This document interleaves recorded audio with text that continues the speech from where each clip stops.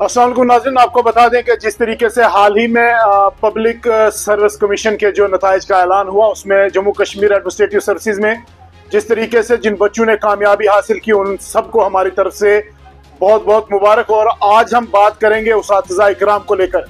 हमारे साथ दानियाल गनई जिन्होंने 38 रैंक हासिल किया इस लिस्ट में, और हमारे साथ वकार साहब भी हैं जिन्होंने 50 रैंक हासिल किया इस लिस्ट में और एसटी में पहले नंबर पर हैं। तो ये आज अपने उस्ताद से मिलने आए थे जनाब जाकिर साहब के साथ, इनकी मुलाकात हुई और आज हम बात करेंगे Muslim institute of education higher secondary school Fatehpur में इस वक्त हैं, जहां पर इन बच्चों ने तालीम हासिल की।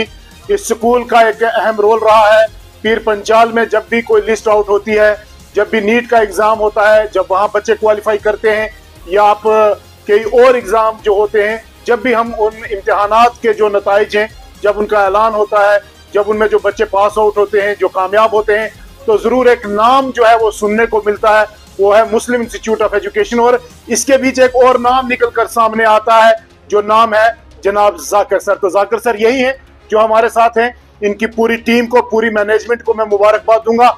आज हम पहले मेहमानों से बात करने से ज्यादा ये जरूरी समझते हैं कि उस शख्स से बात की जाए जिसने ये हीरे तराशे हैं, जो ये हीरा तराश रहा है।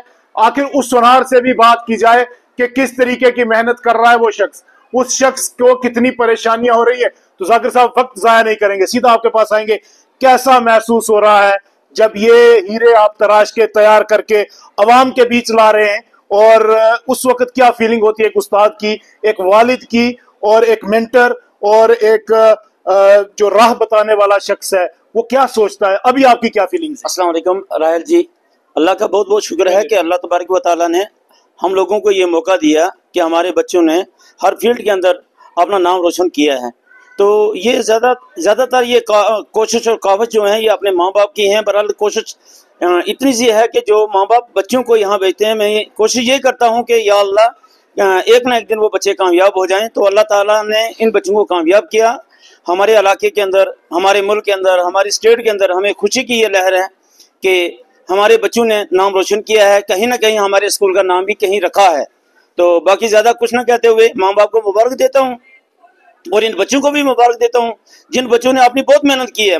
आज तो मैं मेहनत के लिए, मुबारक के लिए कह रहा हूँ, लेकिन पता इन बच्चों को है इन बच्चों ने अपनी मेहनत कितनी की है और अपना खून कितना जलाया है।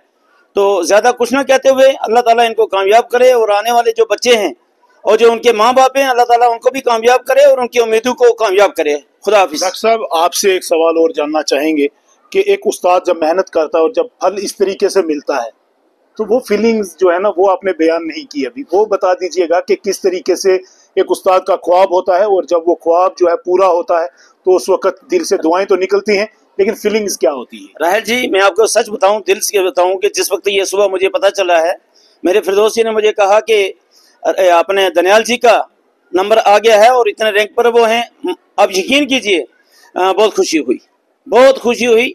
और यकीन करें, मैं ये समझ रहा हूँ आज कम से कम 2-3 अटेम्प्ट उन्होंने दिए थे, लेकिन आज जब उनकी कामयाबी हुई तो वो सारा सराहना उनकी वालदा को जाता है जिन्होंने इतनी मेहनत की। तो ऐसे बैठे थे हम यहाँ स्कूल के अंदर, तो हेडमास्टर साहब हैं यहाँ दराली मोड़ में, उन्होंने मुझे फोन कहा कि हमारे हेडमास्टर गुलाम साहब का बच्चा वकार साहब भी नंबर अव्वल पे हैं। तो कितनी खुशी होती है। अल्हम्दुलिल्लाह, मेरे लिए तो ये साल जो 24 है ये तो बहुत खुशियों का साल है। तो ज्यादा कुछ ना कहते हुए इतना कहूंगा कि अल्लाह सबको कामयाब करे। आपके पास फिर से आएंगे दानियाल, आपके पास चलेंगे। एक उस्ताद का दिन, मैं आज का दिन उस्तादों के नाम रखा है, ये इंटरव्यू उस्तादों के लिए है। आप अपने उस्ताद से मिलने आए, तो क्या कहना चाहेंगे एक उस्ताद की कितनी मेहनत है और किस तरीके से उस्ताद जो है वो नशो नुमा करता है एक तालिब इल्म की, और फिर जाकर वो कहीं ना कहीं इंतजामिया में बड़े ओहदे पर बैठता है? बिस्मिल्लाहिर्रहमानिर्रहीम। देखिए, आई still remember I joined this institution somewhere like around 2011।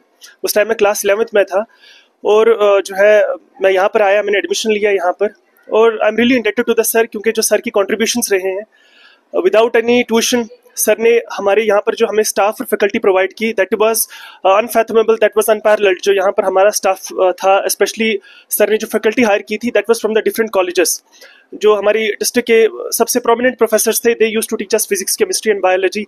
और सर ने within 2 years, I still remember in the class 11th and 12th, sir has not charged even a single penny from me. So without any fear, without any bus taxes, I studied in this institution free of cost, free of fee.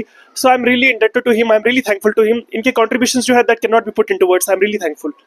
वकार साहब आपके पास आएंगे। उस्ताद के लिए पहले तो आपको मुबारकबाद है, पहला इंटरव्यू है आपके साथ। कामयाबी का सेहरा वालिदैन को है, माँ बाप को है, लेकिन उस्ताद को भी है। लेकिन मैं आपसे ये भी जानना चाहूंगा कि स्पेशली जाकिर साहब के लिए और तमाम उसातिज़ा जो आपकी जिंदगी में रहे, क्या कहना चाहेंगे आज इस खुशी के मौका पर अपने उसातिज़ा को लेकर? Thank you. मैं सबसे पहले तो यही कहूँगा कि my journey has been very interesting here, कि मेरा जो बेस है, जो फॉर्मेटिव ईयर्स हैं, दिस स्टार्टेड हियर। और मेरे वालिद जो थे वो खुद एक एजुकेशन बैकग्राउंड से थे, बट स्टिल उनको एक्सपीरियंस था and he chose this institute and this person, कि यही है जो इनको एक इस तरह से इनका जो बनाएंगे बेस, ताकि ये आगे चल करके इनको कोई परेशानी ना हो। So I started my basic education from here and जैसे दानियाल ने अभी बताया, ही जस्ट टोल्ड कि इन द हायर स्टडीज़, यहाँ पे जो 11th 12th था, there were some of the best teachers here. But मैं ये बता दूँ कि in the very basic education, जो बेसिक क्लासेस हैं, even up to nursery, LKG, first second up to 5th, वहाँ पे इतने अच्छे टीचर्स थे वहाँ पे, क्योंकि उन्होंने इस तरह से एक हर बच्चे को इंडिविजुअली ऐसे गाइड करते थे कि आगे चल के हमें वो सीधा एक गाइडिंग लाइट था उस चीज़ के लिए, कि where should we go and what are our capabilities. तो इनका जो बेस रहा है मेरे लिए वो बहुत इम्पोर्टेंट रहा है, बहुत ज़रूरी था एक बच्चे के लिए। सबसे ज़्यादा मेरी स्कूलिंग यहीं से हुआ था। Even my first admission, my first day was here. So I can't explain in words कि जब बेसिक एजुकेशन इतना अच्छा हो तो फिर आगे रास्ता कितना आसान हो जाता है। And I realise it very well and I am very thankful to sir. मैं आपसे जानना चाहूंगा जाकिर साहब, जी सर। जब एक तालिब इल्म आपके पास आता है, उस वक्त आप कुछ नसीहत करते हैं बच्चों को कि पढ़ाई में आप ध्यान दें। आज अफसर बनने के बाद क्या नसीहत करेंगे? अल्हम्दुलिल्लाह, मैं सबसे यही रिक्वेस्ट करूंगा कि अल्लाह तबारक व तआला ने आपको बहुत काबिशों और बड़ी मेहनत के बाद आपको ये सिला दिया, और आपने हमेशा हर एक का काम जो है, खासकर गरीब का काम जो है, उसका देखना है। और अल्लाह तबारक व तआला आपको हमेशा हर स्टेप पे आपको कामयाब करेगा, जब आप किसी का हाथ पकड़ेंगे और आप किसी की मदद करेंगे।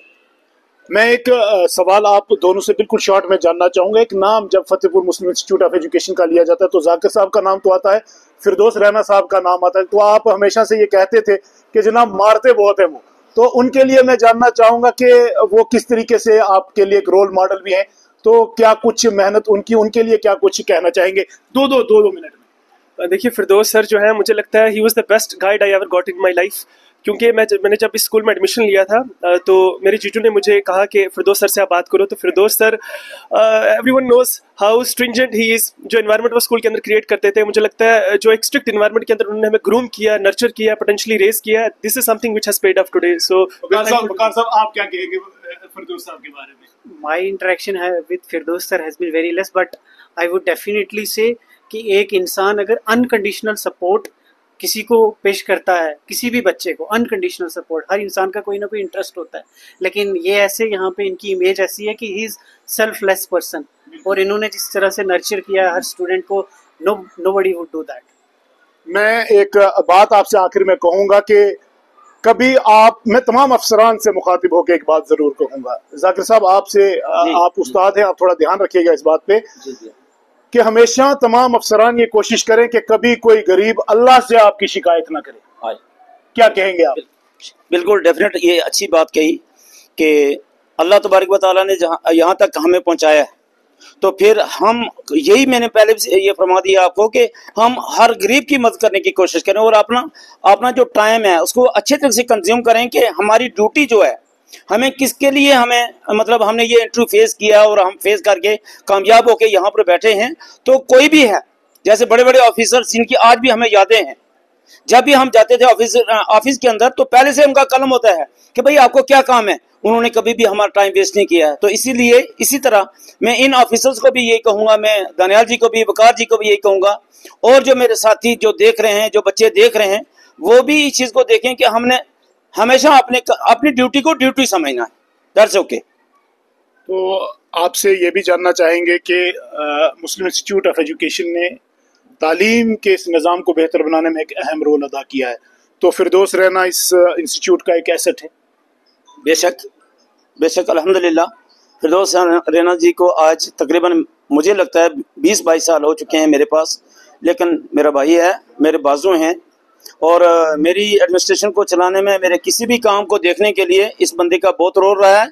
और मैं इसको एज ए एम्प्लॉय नहीं समझता हूँ, मैं इसको एज ए अपना भाई समझता हूँ, जो आज भी उसकी यही कोशिश होती है कि अदारे को अपलिफ्ट कैसे से किया जाए। तो अल्लाह उसको जज़ा दे इसका।